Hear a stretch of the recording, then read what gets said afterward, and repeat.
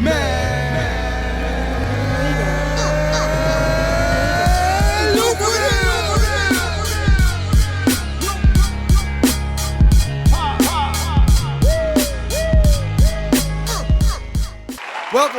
to the Man Lucrative podcast. I'm the host, the one and only Magneto 7 in the building.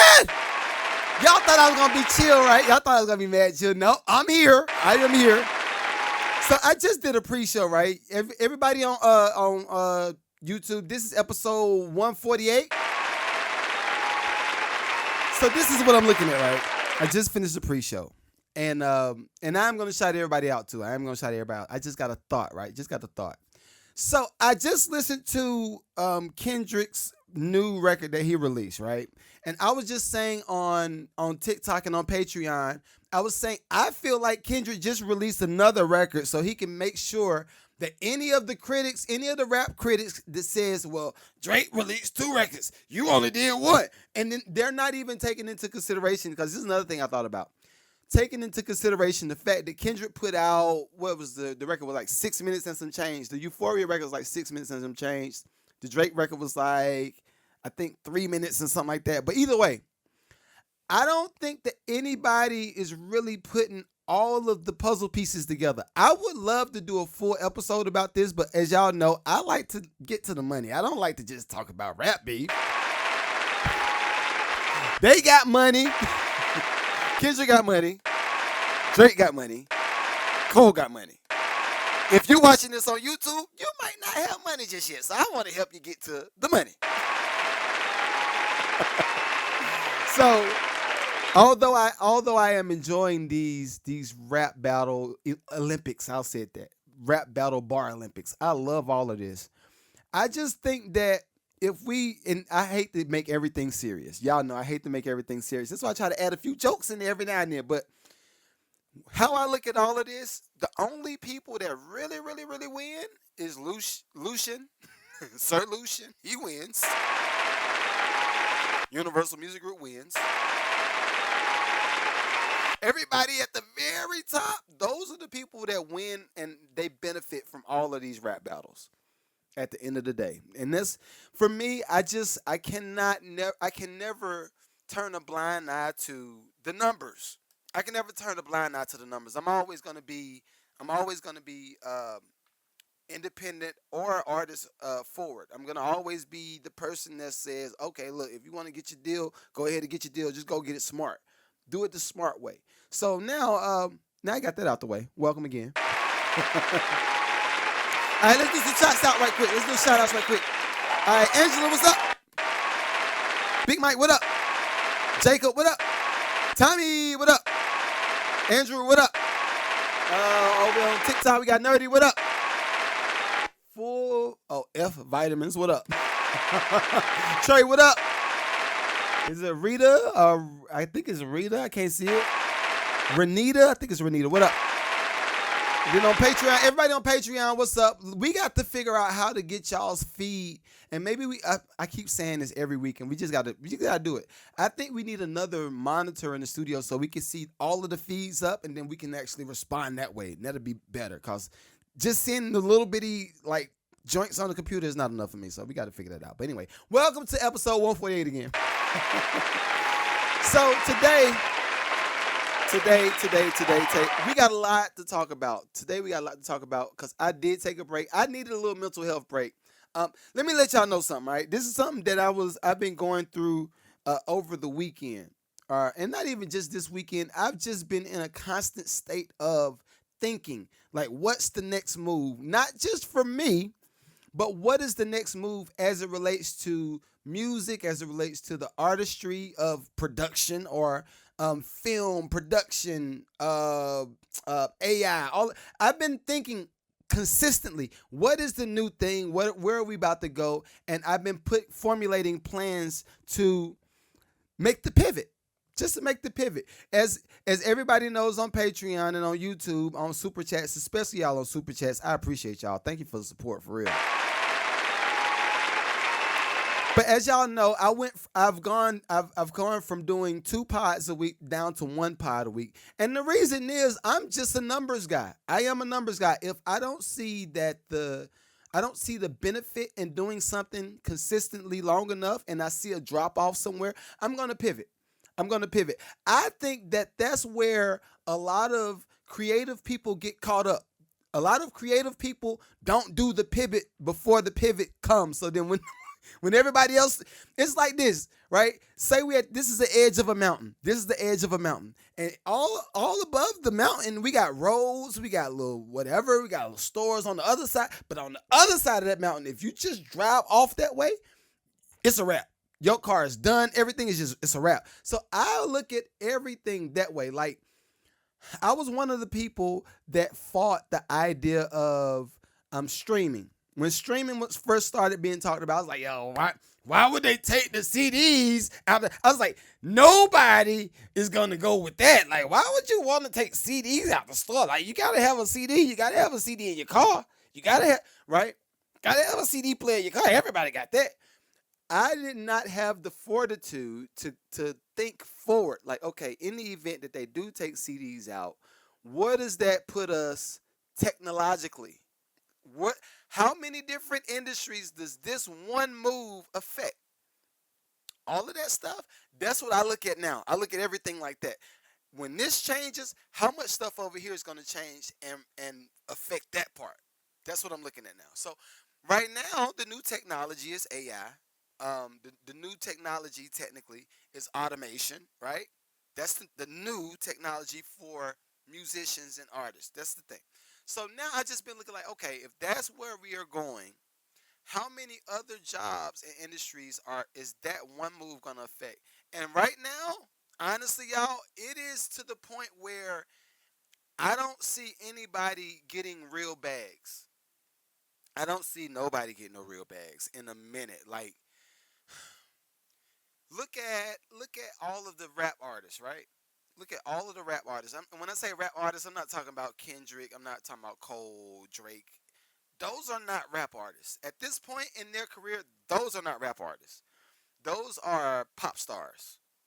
All of them. Is as much, even as many backpack drums as Kendrick rap on and lyrical miracle us to death. All of that stuff. At the premise of it, if Taylor Swift asks you for a verse, you're a pop star. You're a pop star.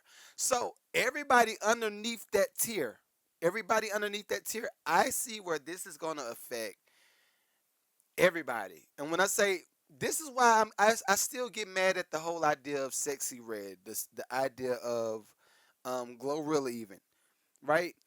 These are artists. I'll say they're artists. I like Glorilla. Sexy Red, not so much. But I see where everything is about to go, and the money's going to be dried up. I even see, and I hate to say it like this, but I even see some of these people trying to get jobs in the next 5 to 10 years. And when I say jobs, I'm talking about like regular jobs. If they don't have good money management, which a lot of them won't because they didn't grow up in an environment where good money management existed. But I see in the next 5 to maybe 10 years, a lot of these people might be working at Walmart. And then the bad thing is this. This is what I want everybody to think about. And again, I'm not trying to serious the pod out. I do have some stuff to talk about that's going to be a little bit comedic, maybe. But if Walmart already took out all of the jobs and automated the jobs and made it accessible for people to just walk in the store and walk back out with the product. You ain't have to talk to no customer service representative. You ain't have to have nobody help you with the cash register. Everything is on your watch or everything's on your phone.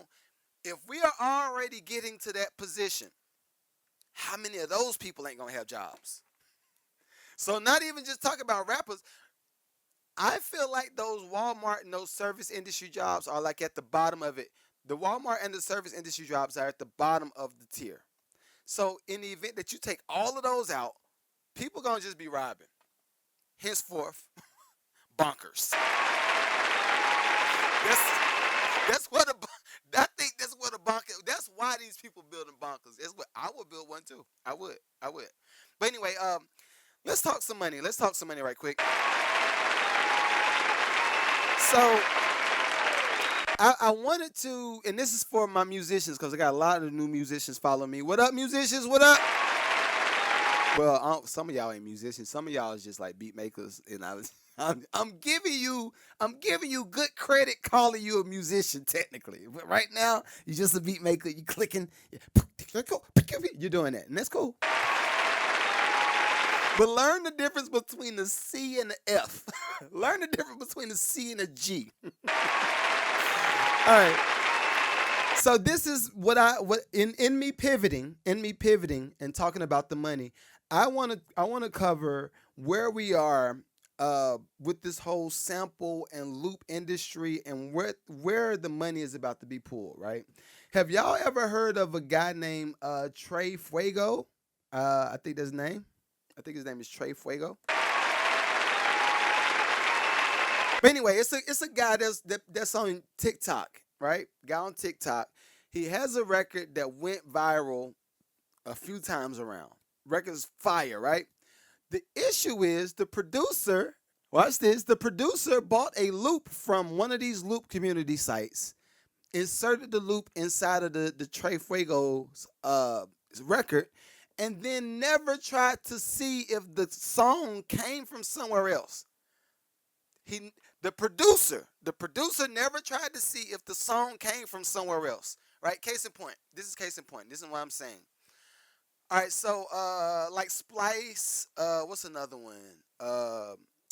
Hey Trey, what's some of the loop sites that where producers be getting samples from? I know Splice is one of them. Uh, I can't think of any of the other ones. But anyway, all of these sites contains loops for people to just throw in Fruit Loops. Looper, that's another one. Looper is another one, all right? Looper Man. Oh, Loop Man. Okay, that's another one. So all of these sites contain loops. My issue with having loops is if you don't know if the loop came from a 70s record, a 70s Isaac Hayes record, a 60s Diana Ross record, if you don't know that the song derived from that, and you just insert it into somebody's song and they buy the beat from you, this is the issue. If you put the sample in the song and they buy the beat from you, technically the producer committed copyright infringement. Ta-da! That's how this works. Technically, if you, I say it again, if any of the new music producers come close, if you get one of these loops off of these websites, and the original producer that produced the loop for the site got the sample from like a 70s record, an 80s record, whatever, and they didn't get the clearance to do that, guess what? That is copyright infringement. Not only that, let's say it like this. Y'all know I play all my instruments, right? Everybody knows I play bass. I'm about to start doing some other stuff. I got some fire content coming to y'all anyway. But y'all know I like to play all of my instruments, and I like to put my instruments and make my own 70s loop. If I want a 70s sample, I'm going to create my own 70s sample for this reason. So, but let's say this. Let's say I create a whole loop category, a whole loop patch sound bank, right? And I upload it to one of these websites. And you download the loops, you download my patch. They got all the 70s type samples or whatever. You download that.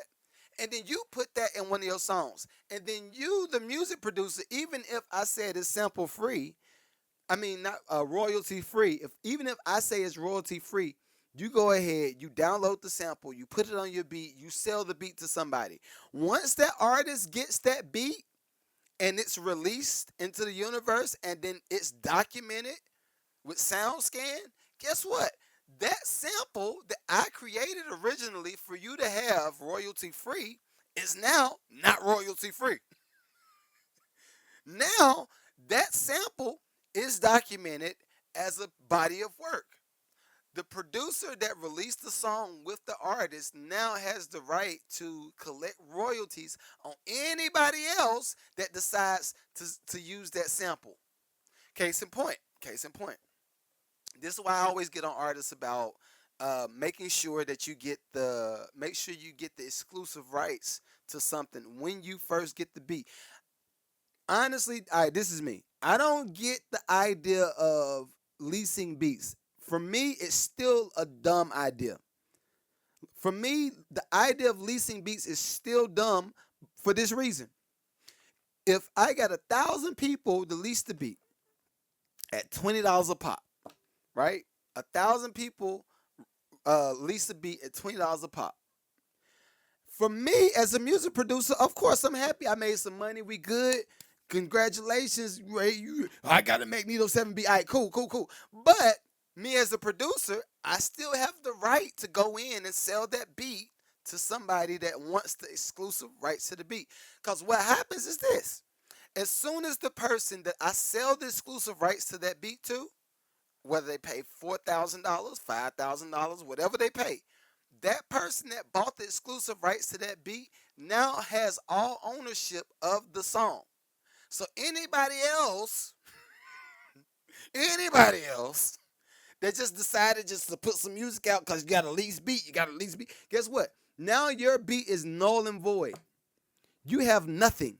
Now you have no song. You have a beat that you use, you lease. It's nothing. You're done. You're cooked, right? So that's why I always tell artists, look, try to figure out what type of agreement that you could come up with for you and the music producer so that both of y'all win. A lot of the times, what happens is if the artists don't have the money up front, all right, cool. Y'all need to bust down the publishing. Bust down the publishing, especially if you know that the artist is doing the work to develop a brand. Bust down the publishing between you and the music producer. Make sure both of y'all got 50-50 because you didn't have the money to buy the exclusive rights to the song. And Tim, I will go back to it. If I said something a little bit too fast, I will go back to it. But this is the thing. All right. So hold up. Let me read super chats. Let me see. Super chat. Super chat. So sampling is technically stealing a song. Yes, technically. Technically. Think about it like this, right? Best example. Let's see. I'm gonna take it out of music world. Let's take it out of music world, and I think it'll make more sense to you. All right. Let's say this. Let's say that Martin Luther King was alive today, right? Perfect example. Let's say Martin Luther King is alive today, and he's up on the stage saying, "I have a dream that all of these bums out here in these streets is going to go get some money." And everybody in the crowd, they go, "Yeah, yeah, yeah, yeah. I have a dream. Everybody is going to be out here getting a bag and be able to get an Escalade and the Cybertruck." And he's like, "Yeah, everybody go clap. They go clap." And then while Martin Luther King is in the audience saying, "I have a dream," right? Is somebody you like that? Is somebody in the audience with the recorder recording the speech. Now the guy that's recording the speech busts down the speech and put it on top of a beat. I still put it in music world. The dude recording the speech busts down the speech and then he resays the speech at his own church, or he resays the speech in front of a lot of other people and never credit Martin Luther King. He technically stole the speech. He stole it. It ain't just using it. No, you stole it. You stole it.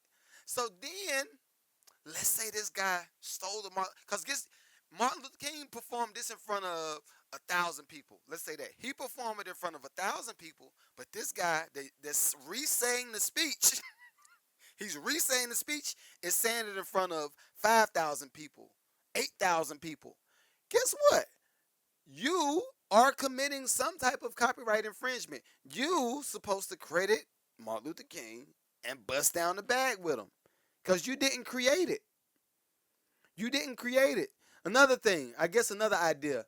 Let's say I go buy a house, right? I like real estate. I'm a big fan of real estate. So let's say I go in and I find a house. Let's say the house is on the West End. That joint gonna be $100,000, super cheap. $100,000. Oh, I gotta get this. Oh, we got 100. I got 100. We gonna get this right. And I send my team over there, and they start working on the property. Some other real estate investor comes up and says, "Oh, this is a pretty cool house." They take a picture of the house. They put they stand house for sale in the front yard. They do a video on Instagram saying, "Yo, I got this new house over here. You know, we closed on it a week ago." I think a lot of people doing this too. "We closed on this house a week ago, and you know, if you want to get it, just come holler at me." How did he have the right to try to sell my house that I invested in, that I have my team over there working on. How is it possible for him to sell something that don't belong to him? Make sense? It's not possible for you to sell something that don't belong to you. So you take that concept and put it in music world with sampling. If you did not create the song originally, how do you have the right to bust down the sample, i.e., sampling the Isaac Hayes song and then put it on Looper or you put it on Splice? A lot of these kids are doing that. And it's stupid. It's just dumb. Like you just dumb. You bust down the Isaac Hayes sample, you put a little filter on top of it, and then you put it on Looper or you put it on Splice for $2.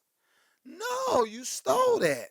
Shame on you. No, you supposed to go get some type of. Honestly, I don't see why anybody would do this.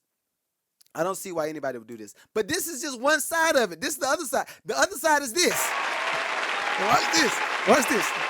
This is the other side. So right now, all of the people. Can we get this in? But right now, all of the people at Universal, everybody at Sony, everybody at all of the older labels, Capitol, all of these labels have been looking at you. They've been on all social media platforms. They've been like, oh, you sampled that from so-and-so? Oh, you got that sample from Looper. Okay, cool. What they doing is they're waiting for you to get to a certain point, i.e. this Trey guy, the Trey guy on TikTok. They waited for him to collect $500,000. $500,000. They waited for him to collect $500,000. And they said, you know what? We're going to sue. Because guess what? You don't own it. Gotcha. This is the thing. How can we be mad at people that's coming to collect their money? Because this is what I'm looking at. And this is where I think everybody should really put a lens or a microscope under social media. We really, artists, please hear me correctly. Put a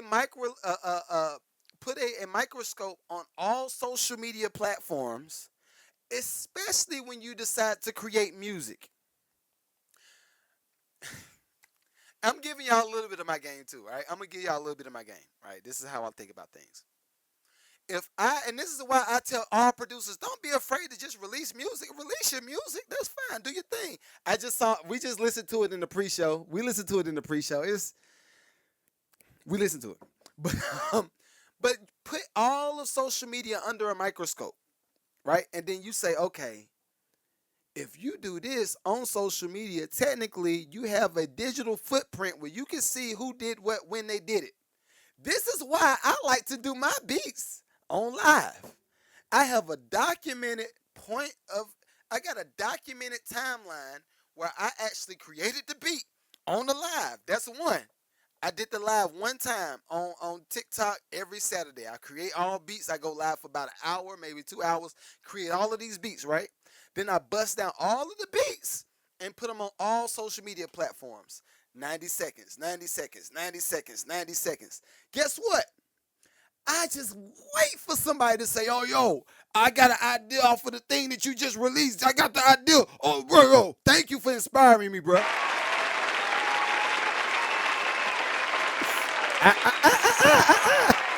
John, what up? So what does, bro? Thank you for inspiring me, bro. You played the way you played that key right there, and you did this. It made me want to do this. And me being one of the creators, I'm looking at myself like I am Sony. I'm looking at myself like I'm Sony. I'm waiting for you to say, oh yeah, you inspired me, and then you come up with the song real similar to the song that I just posted on social media that has all of the digital footprints. They got all of the comments. They got all of the interactions. I'm like, oh yeah, that does sound a lot like my song. Guess what? Drop it, give me 50. That boy cold. Drop it, give me 50, cuz. Because this is the thing. Although all of this is a business move for me, right? Although all of this is a business move for me, I still want to make sure that I am inspiring people to go create. Don't copy me. Go create your own stuff. Even the idea of people, I'm low key giving y'all all my game. For real, I'm giving y'all all my game today. But I low key, I'm not mad when people say, yo, what kind of drums you use? What kind of such, such, such, such. Because guess what? If you go create a song that sounds a lot like what I did, I'm going to sue you. I'm going to sue you and I'm going to get 50% of everything that you release on that song, especially if it sounds really highly inspired by me. No. All of this is spade. No, this is not spades. This is chess. This ain't checkers. This is chess. This is not checkers. I'm just saying. So this is the thing. Now all of the labels are getting to the point where they're going to start suing anybody in retrospect who takes a sample and creates another song. So all the little TikTok there, dun dun dun dun dun dun dun. Oh yeah, I just remixed a thing. I just did a thing. I added a Mariah Carey. This is not everything. I did a Mariah Carey type song to the thing, and then I added some drums from Lil Uzi Vert for that. Then I got the bass line from Manny Fresh where he did Juvenile record. And I just put it all in one. Guess what? Congratulations. You now own no parts of the song that you created. You're going to have to bust down the bed with Manny Fresh and Juvenile and Universal and Cash Money. And you're going to have to bust down the bed with Mariah Carey, Clive Davis, Sony, the music producer that produced the song for Mariah Carey. Congratulations, you played yourself. This is why I am a big advocate of everybody creating their own songs. Create your own vibe. Don't feel like you got to be what everybody else is doing. Do you. But what happens is nobody is trying to find out who they are. Nobody is trying to find their sound. Everybody just say, yo, give me a banger. What is a banger? Can you out? And this is something that I'm really starting to watch when I say stuff and how I say stuff, because now I got people starting to follow me.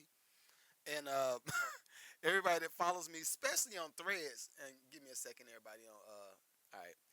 For some reason, TikTok makes me swipe over this little checker thing to not kill the live, so I'm trying to make sure that they stay here. All right. It won't let me do it. Give me a second, y'all. Give me a second. That should work right there. All right, we good.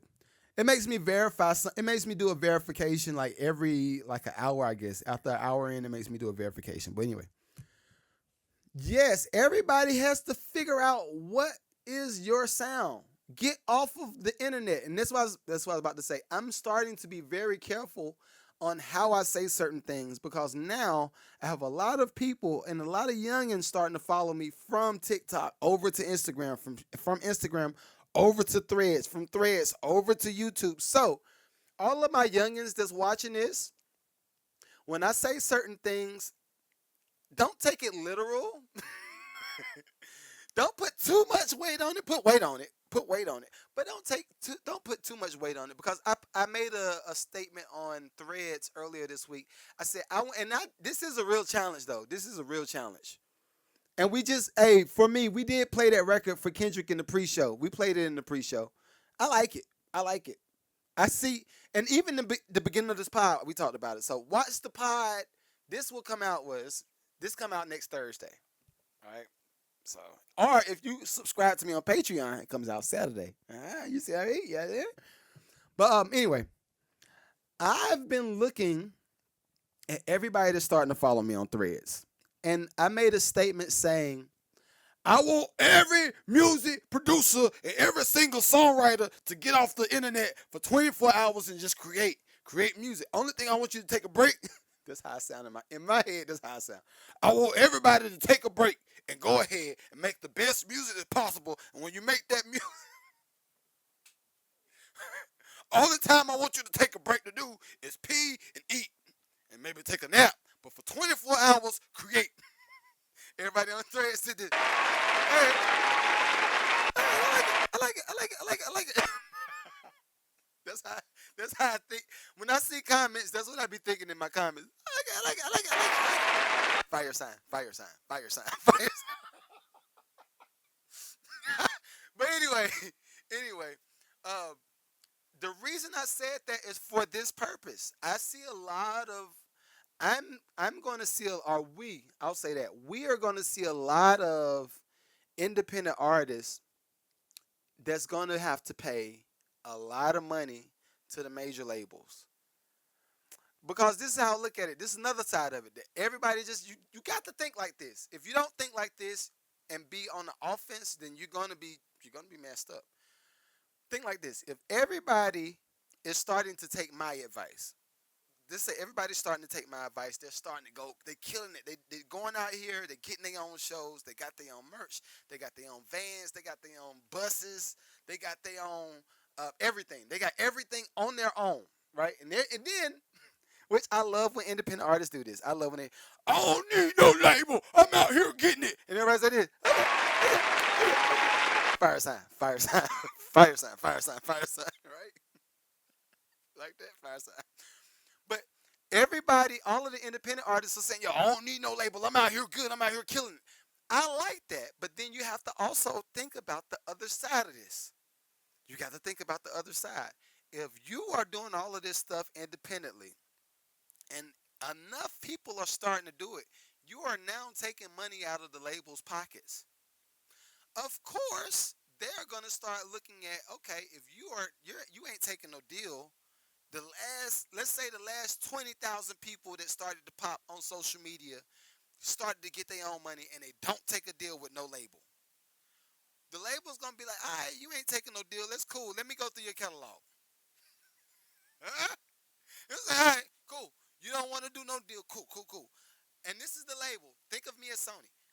No, I've been getting on Sony enough. Think of me as Universal. All right, you don't want to take no deal with me? Cool, cool, cool. Let's pull up his catalog. Pull up his catalog. I want to see what they got going on. And they're gonna start going through your catalog like the IRS go through your taxes. All the labels gonna be like, all right, okay. Oh, this sounds kind of like, ooh, huh, let me see. Da da da da da da. All night, got him. Did you just use Michael Jackson's "Rock with You"? The melody? Did you use the "Rock with You" melody in your song? It was cute. It was cute. Guess what? Drop it. Give me 50. Matter of fact, no. Because you didn't get a request, a sample request from me. You didn't get a sample request from me to clear the song. So guess what? Instead of 50%, I'm gonna take 80%, and then I'm gonna give you 20%, and then I'm gonna sign you through a 360 deal for this one song that you released and it went viral. This is not checkers. This is chess. This is not checkers. This is chess. And everybody has to treat it as such. We got to treat it as such. Don't think that because somebody got a really, really dope song that they went through all of the proper procedures to clear certain samples. Like, even producers, again, this, Trey, I ain't even plugged myself, man. If it's any producers that's on TikTok or any producers that's on Patreon or YouTube, or if you know somebody that's a music producer and they need to go to the next level, they need this information right here, tell them to sign up for my 3-day masterclass. My 3-day masterclass will be Monday, Tuesday, and Wednesday, 8 to 10 o'clock for all of my general admission, 8 to 11 o'clock for all of my VIP people. And what in that class, what I'm going to be covering is publishing. I'm going to be covering theory. And theory is like to know the difference between C, D, E, F, G, A, B, D. We're going to go over that stuff. Then we're going to go through mixing and mastering. Then we're going to go through engineering. Then we're going to go through branding. Then we're going to go through, I do a lot of stuff. I'm doing a whole lot of stuff on my masterclass. So I just want y'all to share the information. If you are a music producer, singer, songwriter, and you are really trying to put forth your best foot and get to the next level, get bags, get the brand, get the recognition, get the deals that you need, holla at me. I'm really just trying to help people. And this is what I want everybody else to. And I think, thank God it's starting to happen. Thank God it's starting to happen. But I think enough of the fake influencers have had their time manipulating people's ideas and manipulating people's thoughts and emotions. I think enough influencers have had that time. Now it's time for the real ones like me to stand up. It's time for the real ones to stand up because I think we have two different things going on, right? I think we have two different things going on. Drop it, give me 50. I think I'm gonna make this episode is gonna be called Drop it, give me 50. And I'm gonna put Kendra's. We don't know. I would say, but I want everybody to really assess where we are in the world, right?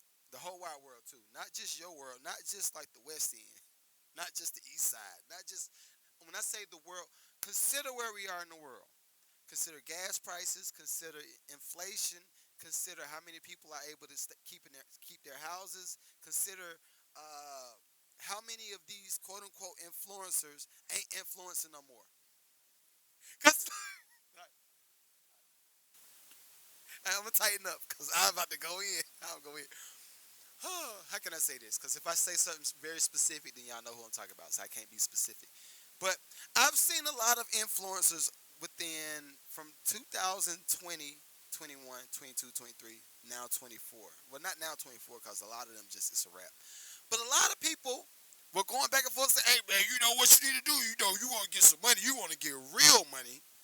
You know you need to invest and go buy you a rig, go buy you a tractor trailer, and get this money." So everybody said, okay, okay, yo, okay, okay, tell me about it. All you need to do, you need to go Navy Federal, get a loan. They're going to give you the loan. They're going to give you 10% loan. You don't have to do this. You don't have to you ain't got to pay it back. All you got to do. How stupid is this? This is stupid. This is stupid. You ain't got to pay it back. Just get you the loan, get the truck. Go ahead. Once you get the truck, then you're going to go ahead and put the truck on the road. Find you some drivers. After you find the drivers, to make sure that everybody got their CDLs, and then make sure that. This is stupid. You got people influencing people to do influential stuff that's just not smart. Versus people that's been ingrained in certain industries. That's what I want everybody, especially the general public, before you start pulling, even if you're spending $1 with somebody, before you spend $1, maybe not $1, $20, before you spend $20 with somebody, really start to vet people and look at what their motives are, look at how much traction and action they've been in the space, and look at how many people are actually benefiting off of the information that the influencer is giving. That's all you got to do. That's all you got to do. Look at the look at the fruit. Look at the fruit. If I case in point, right? What Trey say? Trey says like the lady influencer that moved to Houston with her kids. It was broke. Yeah, see, that was stupid.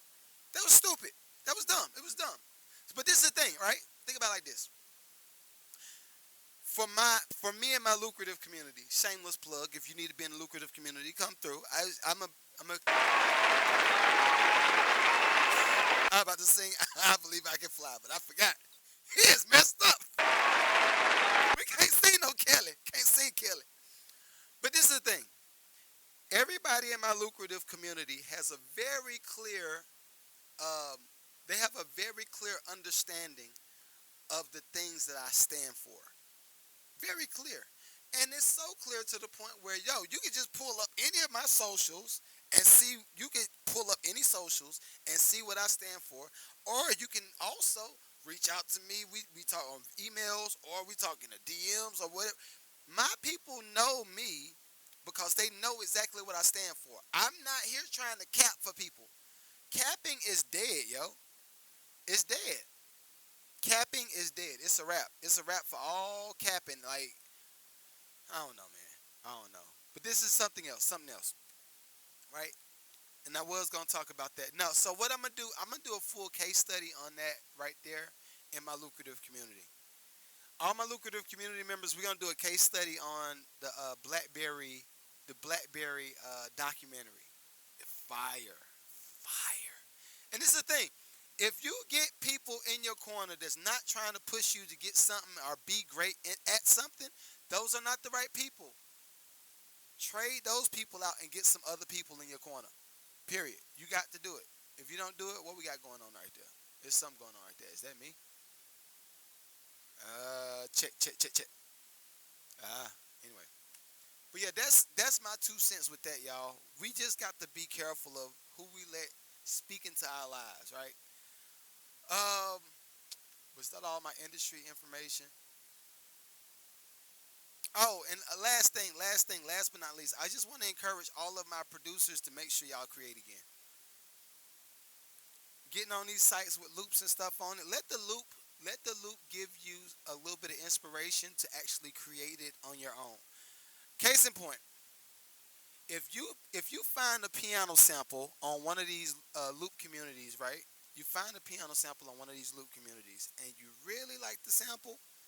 I want to challenge you to figure out how you can play good enough to make that piano sample, and then change notes in it, change keys, change velocity. All of these things is gonna make you a better musician, which producers are supposed to be musicians technically. The fact that there's a difference between a beat maker and a music producer and a musician is crazy to me. It's crazy. How are you? How can you be a music producer and not be a beat maker or a musician? How, Sway? How is that possible? I will ask again. I ask again. How is it possible?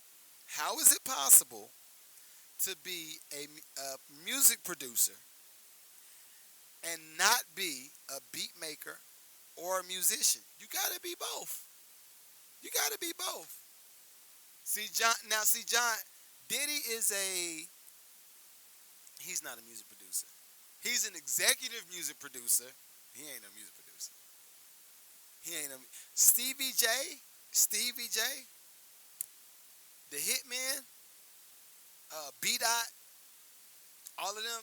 Those the producers. Diddy just came in and said, "Hey, man, look, what? I like them drums. Oh, oh, oh, oh, I like them drums. Take that, take that, take that." That's what Diddy did. He came in and did that. Everybody else said, "What is he doing? Is he think he's? Hey, I don't even like what he's what. Why is he dancing like that? I don't like that. Why is he dancing? Hey, bro. Hey, how many times? Hey, how many times you gonna put lip? Yo, you put like mad lip balm on, dog. Your lips mad shiny. Hey, why is he dancing like that? I imagine, I imagine the studio being mad uncomfortable when he came in. Why is he doing that? I don't know why he keeps dancing with lip balm. He got mad lip balm on. Is it mad? I don't know. I don't know. Can we just turn the beat back on? Turn the beat back on. Turn it up. He's trying to talk. Turn it. All my sound engineers know what I'm talking about. If if the sound engineer turn the beat up while you trying to talk, we probably don't want to hear what you got to say. Let's see what y'all said in super chats. I want your thoughts on Amanda Seals and the Shake Club on Club Shay Shay. I ain't talking about that. I ain't talking about that. Amanda Seals on Club Shay Shay. I ain't talking about that. Nah, no, I ain't talked about that. I ain't even shot no pot since then. Where do I start? Where do I start? So this is the Amanda Seals interview on Club Shay Shay. First off, I want to commend Uncle Shay Shay, Uncle Shannon. I want to.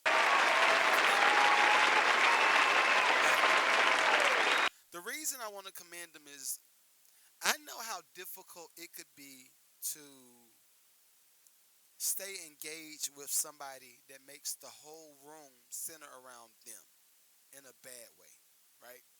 I know how difficult it is to have a conversation with a person that wants to make the whole room just listen to them without any kind of recourse or any kind of feedback or any kind of correction. I know what that feeling is. So first off, I want to commend Uncle Shannon for like handling his business for that. That was great. Now, as it relates to Amanda,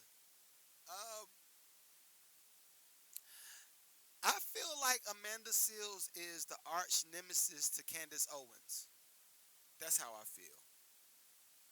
I feel like Amanda Seals is the arch nemesis to Candace Owens. Um, and I like to make the two parallels because I look at Candace Owens like the super conservative black female. She wants to stand for family. She wants to stand for some type of organized religion. She wants to stand for just real organization, family, right? Although she married a white man, that's her thing. Whatever, it's fine with me. Do her thing. But I feel like you got Candace Owens right here. She's exemplifying what it is to be a black woman that is secure, beautiful, and knows what she's talking about, right? Got the history, everything behind it. She knows stuff. And then you got Amanda Seals. It's the same way. She's the exact same way. She knows a history. She can be reserved if she wanted to be. She knows how to exemplify excellence as a black woman. Both of them know how to do the exact same thing perfectly. The only issue is with Amanda Seals, all of her statements came with the sting of, I'm just trying to make you hear and I'm trying to make you understand what I got to say. I didn't like that. Anytime somebody tries to make me feel like something or make me understand where they're coming from or make me listen, I don't take well to those type of conversations, right? Because why why do we have the idea of freedom of speech? Although we know social media took away freedom of speech, we know it's a wrap. We know it's a wrap. But let's just say it does exist. Let's say it does exist. Why would she go on Shannon Sharp's couch, sit down in front of this man? The first thing I saw, my wife was showing me a clip of how she came into Shannon Sharp's space and he reached in to hug her. She's like, I don't know hug. I ain't no hugger, right? Even if that is the case, reach out to give that man a handshake. Reach out, be cordial. I don't like people that feel like, and I say people because it's not just women. It's not just women. You do music reviews or just podcasting. Music reviews on Monday night, podcasting on Fridays. Friday morning, podcast, music review, Monday night, 9 to 12. Come through. But I don't like the fact that she had the whole thing of just make, yo, every time, did y'all notice this? And this is for you, Angela, since you asked me the question. Did you notice every time Shannon Sharp asked her a question, she immediately chose the defensive route? In actuality, she is so smart. She's so reserved. She's beautiful. She has the package, right? Why would you choose to be defensive when defense is not a necessary element in this conversation? That's part of the issue. I don't feel like, and she, even with the whole idea of her calling herself autistic, right? I wasn't clinically and this, and I do it. Well, for me, being a dad that's raising an autistic daughter, one of my daughters has autism, right? Me being a dad raising a black female woman that has autism, I felt very offense. I was offended by her not saying, well, no, not by her not saying. I was offended by her saying, well, yeah, I got autism. And then Shannon Sharp says, well, when did you find out you were autistic? She said, okay, today is what? I found this year. He said, okay, you did. And just simple things, because this is the thing. What she's talking about paying for, yeah, it's too much. I wasn't going to get no clinic to tell me that I was autistic. This is this. Guess what? Being a person that's going through that process and knowing the tab, you need to find out as much as possible about yourself so you can know how to conduct yourself in different environments. If you don't know how to conduct yourself in different environments and you just choose to pop off every time, yes, I am going to label you as a mad black woman. Yes, I'm going to gauge your thoughts and the way you put phrases together based on your character. I'm not going to give you the autism edge because I want to know, okay, if that's this again, I am in the situation now. I'm in there now. So I know How many things go into the whole practice of raising a child with autism? I know what it is. So for me, I'm like, okay, if you popping off is a result of this, why wouldn't you want to get some type of help to figure out how to conduct yourself in certain environments so people don't start labeling you as the mad black woman and then want to not only criticize that part, but then label you as hard to work with. Because I just told y'all about AI. AI says, oh, you want somebody to look like Amanda Seals and talk like her, but this. All right, cool. Write the prompt. Got a new Amanda Seals. AI just created you. So this is my thing. If we know that that's where the arts industry is going, and last time I checked, I don't know no mortgage or no rent or no lease that's free. Even if you have a house that's paid for, the house ain't free. You still got to pay the house taxes. So knowing that, what up, Brody? Knowing that nothing is free, why would you try to eliminate a whole source of income based off of the way you feel in the interview? If anything, I would have, if I were Amanda Seals' publicist, I would have attempted to coach her through, yo, this is what you should do. You should ask, you should allow these questions. You should do, even if they had to like pre-organize everything ahead of time to assure that it was going to be a nice, clean episode. I would have done it. But now everybody in social media world, everybody that's in this the space of podcasting is like, yo, yeah, she's difficult to work with. That's why I didn't want her to come do an interview with me. That's my thoughts. That's my thoughts. I feel like what she should have done, she should have went on Shannon Sharp's podcast. And I feel like she should have opened up and talked about certain relationships with people uh, where she could kind of repaint herself in a better light to keep the relationships flowing. Because this is the thing. I've told y'all about my grievances with J. Cole 1,000 times, right? I've told y'all about my grievances, my personal grievances with J. Cole 1,000 times. But guess what? If Sherry Shepard or Jennifer Hudson or whoever has any of these TV shows, if they invite me on the TV show and the premise of the conversation is supposed to be marriage, my music program, and music production, right? Let's say that's going to be the premise of the conversation. If that's going to be the premise of the conversation, why would I take the advantage of that opportunity to talk about my grievance with J. Cole? That's stupid. That wouldn't make no sense. If anything, I'm going to try to big up him, and I'm gonna say, yeah, we from the same city. We doing this, and this, and this. I love to go ahead and link up with him. We can go da, right? Do all of that just to make sure that the relationship goes where it needs to go. I'm not a guy that believes in burning bridges. Now, if the bridge needs to be burnt because it's not a good situation, fine, so be it. I'm okay with burning bridges, but certain ones, the way I am, and if y'all don't know me by now, this is just how I am. I believe in cultivating the relationship as much as possible. I believe in second chances, third chances, fifth chance. I believe in all of the chances.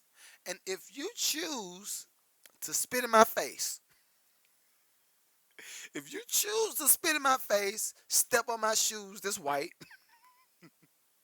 and say, nigga, yeah, you're a bum, right? And then you walk off, cool, I got you. There's no need for me to blow up.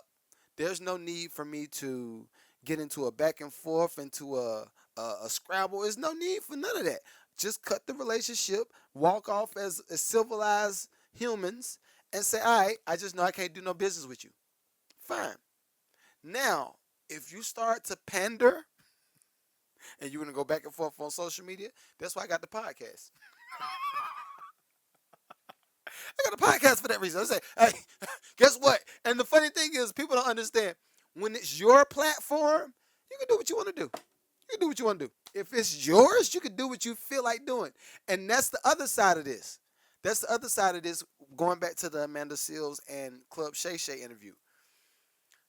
that that is his platform that everybody's watching, especially since the Cat Williams. And I think that's what people are trying to do now. Everybody that gets on Shannon Sharp's podcast are trying to have the Cat Williams moment, and they're trying to get the clicks out of it, and they're trying to get that, and I get it. But if that's not your background, and that does not paint you in a certain light, it's this is what I want everybody to understand, and I hope that some of the people that's like a lot bigger than me watch this part of the podcast. I know we towards the end, but this is what I want everybody to understand. When Cat Williams went on Club Shay Shay and did the whole thing to spin off 2024, everybody was like, "Oh, Cat dropping bombs." A few things happened. A few things happened when Cat Williams went on Club Shay Shay. One thing that happened was he exposed certain truths that exist in the industry in general. That's what I want people to understand. Just like I always say, I don't like when people try to go cry wolf and say you manipulated me and you did all of this stuff to me in the 60s, 70s, 80s, the 90s. I was at the puff party. You did me nasty. Guess what? Everybody was at the party doing the same thing. Why did you go? Why did you go? Why did you go? What did you think it was going to be? There was already a reputation that was set way before Puff started having parties. This is the part that people don't want to think about. There was already in corporate America. We all heard the idea of, oh yeah, look at her. She just slept her way to the top. Look at him. He just slept with the boss's wife. Look at this stuff existed in corporate America way before now. So now this is my issue, and I'm not saying that anything that Puff did was right or wrong. I'm just displaying the facts. So when I think of somebody coming in retrospect, say, well, you did this, did this. How many times did you say, yeah, I like it rough? Let's be real. How many times you say, I like it rough? You give it to me like a real. Oh yeah, you want to do this? I'm with it. I'm a freaky. I'm with everything, right? All of this, even the idea of the hot girl summer. This was my issue with hot girl summer from the beginning. I said if all of the girls is gonna be doing a hot girl summer and then everything fizzles out, the money starts to dry up. I didn't think it was gonna dry up as fast as it is now, right? I didn't think the money was gonna start drying up as fast as it is now, but the money is drying up. And all of the girls that went to got the BBLs to try to get the looks from the dudes, they said, "All right, cool. You want to do this? Let me do it." We had hot girl summer for 2 summers at least, right?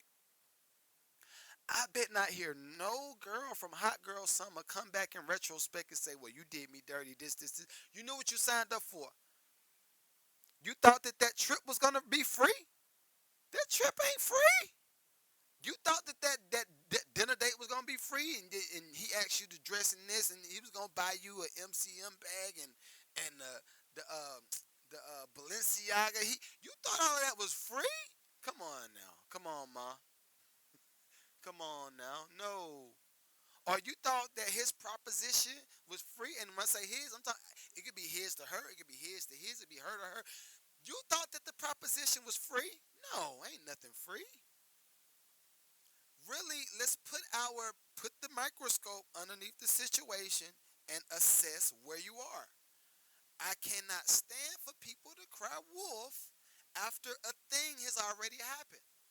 So going back to the Cat Williams and Amanda Seales thing on Club Shay Shay, the difference between Cat Williams on Club Shay Shay and Amanda Seales on Club Shay Shay, and even some of the Monique stuff on Club Shay Shay, there was truths in all of these people's timelines, and a lot of the sentiments that were um, discussed on the platform, people were like, "Oh, I can see how that happened when that happened, and you did this and that happened. And I can see why." Everything. Cat Williams did not paint himself to be the bad guy. When Cat Williams went on Club Shay Shay and he started talking to Shannon Sharp about how Steve said the entertainer and all of them kind of spaded him out of the space, and they said, well, yo, since Bernie done died, we want you to come be the other king of comedy. And he said, well, yo, y'all stole jokes from Journey. And then, not only that, people started pulling paper trails. They saw Bernie Mac say a little slick comment about how many people steal his jokes after he get off stage. It's paper trails. You saw the paper trail between Cat Williams and Steve Harvey going back and forth on the radio station before they did the whole rap off in Detroit. There's a paper trail. Stuff happened in front of our face, and we're like, all right, cool. So Cat said this is, guess what? Must be true. So now when you think about the whole Amanda Seales episode and how combative she had to be, or how combative she thought she had to be, now she didn't build a good case for herself. If anything, she made everybody else think, okay, I see why Issa stopped messing with you. I see why. I see even the when she was talking about her being at the party and somebody didn't want her to come in L.A. or whatever. Even when she talked about that, right? She could have just phrased it differently for people to understand her perspective from just an overall consensus, right? I can see why so and so would do this, but when she said what she said about people not wanting her to come to the parties and all of it, all that make us do is say, I see why they ain't want you to come to the party. You were talking like that, and you were being disrespectful, and you at Shannon Sharp's spot, and he reached out to hug you, and you ain't want to give him no hug. This, I wouldn't want you in there either. And then that's where it stopped. I think everybody, especially on social, and now we got some of the, got some of the super feminist women and the super feminist guys, and they're gonna make a case for it, right? I get it, but a lot of the general consensus, they're like, I see why people say you're difficult to work with. She didn't paint herself in a good light, and I don't know where this will put her in the next couple of years. My hope and my prayer is that she gets to the point where she's happy and she's consistent with whatever the mood is. Like whatever her thing is gonna be. If she's gonna be militant, all right, cool, just be militant. But just know, if you're gonna be militant like that, a lot of people might not want to deal with you. That's just the way the game goes. If she puts that thing, that perspective on everything, she'll be fine, right? And she'll just know, all right, I know I'm not gonna be in certain rooms. I know I can't be. Even I think Joe Budden said that her publicist was trying to get her on his podcast. He was like, nah, I'm good. And he said, nah, I'm good liking her. He likes her as a person. So that means he knew that he was going to have to do damage control if he had her on his pod. So Angela, that's my 2 cents. I don't think she didn't paint herself in the best light. She did paint herself as the victim, but she didn't paint herself in the sense of being the victim that we all want to take up for. I don't think she painted herself as the victim that we all want to take up for. Uh, Case in point, back to the Cat Williams thing. These are the great parallels. Cat Williams told you that he was the victim. He put names on the people that said they spaded him out of certain things, right? But did any of us feel sorry for Cat Williams after he got off of the podcast? Did anybody feel sorry for Cat Williams after he got off of the podcast on Club Shay Shay? We didn't feel sorry. We felt like he got smacked in the face. And if anything, we respected him that much more for being able to withhold all of that information for all of these years and hold it together. Knowing that you got all of these people, and I love Steve Harvey, right? But knowing that you got Steve out here doing whatever he does, you got Sid over here doing certain TV shows, and nobody is addressing the elephant in the room to make it right. Nobody's trying to make it right. So guess what? Cat said, all right, it is what it is. That's what y'all want to do? Cool. I prefer people to learn how to respond to adversity that way. I want people to learn how to respond to adversity that way, in a very mature manner, in a very roundabout way, where it's like, yo, I want to feel bad for you, but I don't actually feel bad for you. I want to do some business with you because you held it together like that, and you kept your integrity like that. Yeah, I want to do business with you. Let's get some money. Let's get money. Now, to add Monique to the thing, and then we gotta wrap up. We gotta wrap up. But to add Monique to the whole situation, no, I'm not gonna do that. I'm not gonna do that. We know. We know how people painted themselves in certain lights when it came to Club Shay Shay and prayers. I pray the best for Amanda Seals. I say that. All right. All right. That's our time. All right. Cool. So it's been real, y'all. I enjoyed this pod. I had some phasing going on. So if y'all watch this on playback on YouTube, my apologies. Y'all watch this on playback on Patreon, my apologies. We are working through updates in the studio when we got new microphones, new cords, new everything. All right. So till next week, yo. Peace and blessings. All right.